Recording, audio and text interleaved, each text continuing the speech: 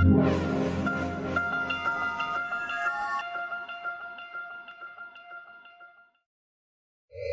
everybody, I'm Chiara and today I'm going to show you an overview of the Inxpect Safety application. Firstly, let's see what the application page looks like.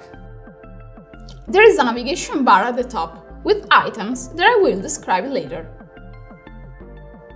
At the top right-hand corner, a button allows disconnecting from the control unit, and an admin button allows logging in either as an administrator or a regular user.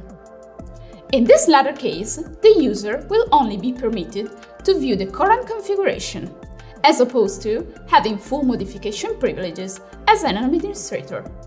Now, let's take a look at the menu items.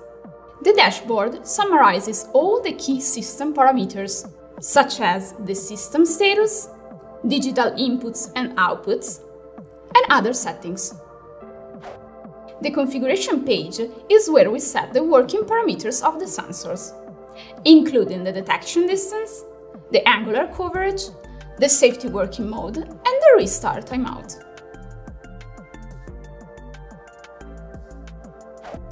The settings page contains various system settings, such as digital input-output configuration, network parameters, fieldbus and modbus parameters, activity history, as well as many other features that will be covered in the next videos.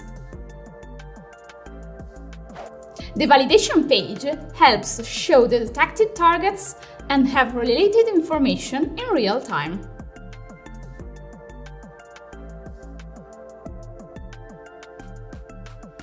This is super helpful to make sure that the installation is performing as expected. The left-hand side of the dashboard shows the status of each system component. In this example, we have one control unit and two sensors. The color of each icon status indicates the status of the component. When orange, it means that the system has yet to be configured. If it's green, the component is working properly. Finally, red indicates an error. The first time we log in, the icon status next to the device is orange. Let's see how to take care of this. We just need to configure the system. The Apply Changes button will commit the changes we made to the system and transfer them to the control unit.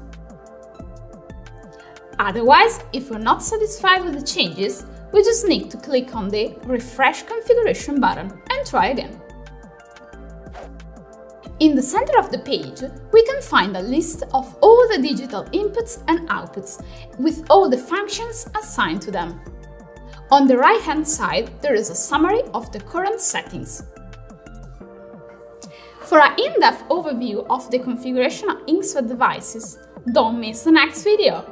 Thanks for watching! See you soon!